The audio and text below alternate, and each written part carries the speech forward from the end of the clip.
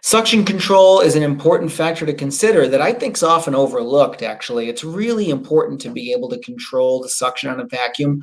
More is not always better. Pictured here is a pretty standard suction control that would be on the elbow of a vacuum wand.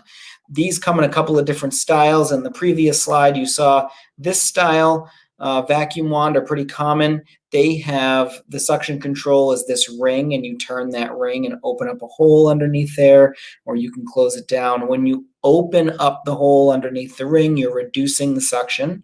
So same thing with on this slide, you've got, this is a slider. When you open that hole up, you're letting air in after the floor, which reduces the suction at the floor. And this can be really important for certain cleaning projects.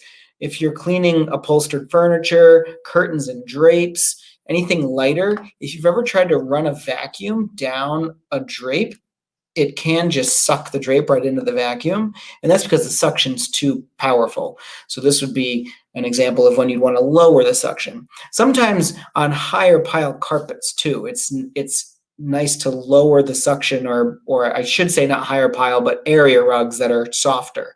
They will get sucked up into the vacuum, so it's nice to be able to lower that suction and vacuum those lighter duty area rugs that can sometimes just get sucked up into the vacuum otherwise. The fringes on area rugs, that's a good one. And lampshades, we don't want to vacuum with too much power on a lampshade because we can damage the lampshade.